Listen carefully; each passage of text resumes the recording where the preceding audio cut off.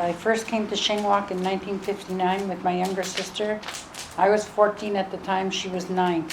My name is Jackie Fletcher. And my spirit name is Ganigmet Belashis Esquel, Singing Bird Woman. I'm from the Missinabbi Cree First Nation. The thing that bothers me the most about this whole thing is my dad had 10 siblings. I had 7 siblings on my mom's side and 4 siblings on my dad's side. Nobody told me what was going to happen when I came here. That just blew me away years later when I thought about it. Like, why didn't somebody tell me what was going to happen? You go through those front doors and they slam behind you. It's like another world you're stepping into, an evil world.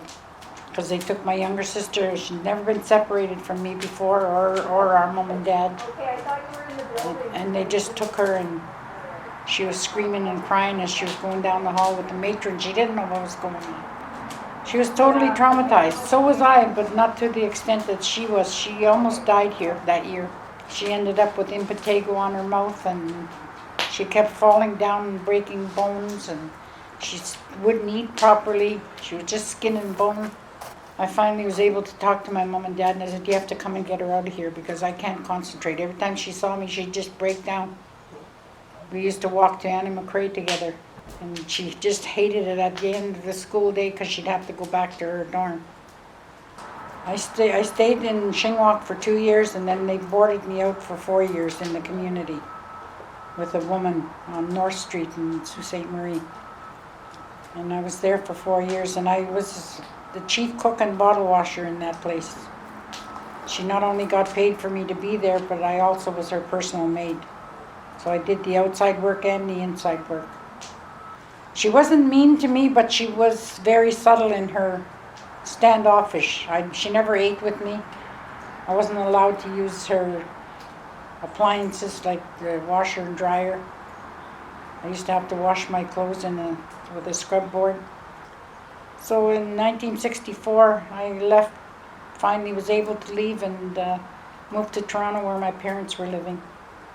In 1981, I came back for a reunion, for the Shingwalk reunion. And it was a happy time because we all got to see each other again from all the years we've been apart. And we just talked about our lives and what was happening with us and those kinds of things. And then another reunion didn't happen until 10 years later, in 91. And when that happened, that's when the story started to come out. We were no longer talking about our happy days. We were starting to talk about the abuses that happened within the school.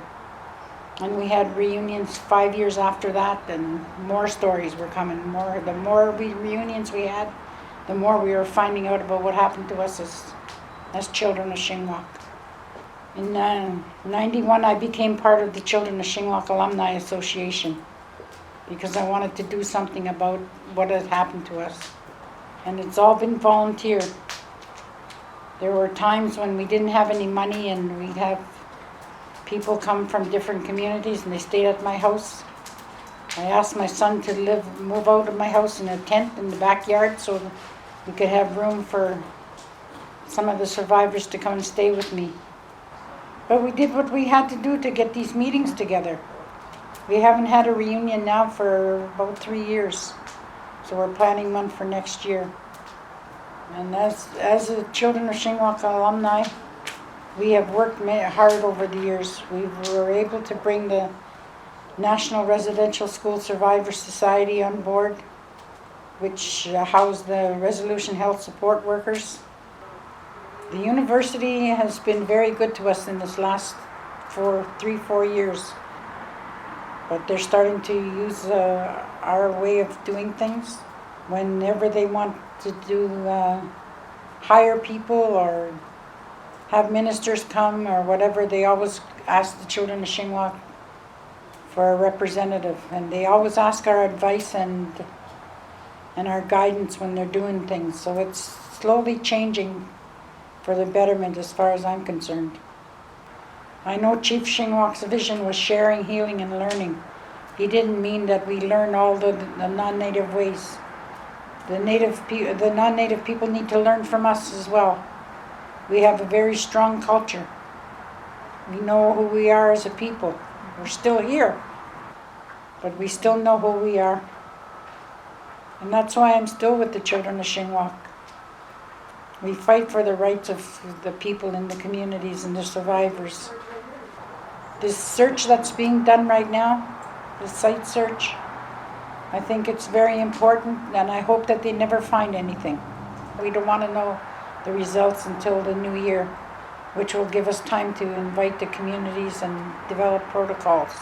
It's important for us to do this work because we have the experience. We've been there. We've been in the residential school. It's easy to say if you're just looking from the outside in, saying, oh, they shouldn't worry about that, that's in the past. We have a story to tell and we're going to tell it. And as long as we're still as an association, we're going to do what we think is best. That's all we can do.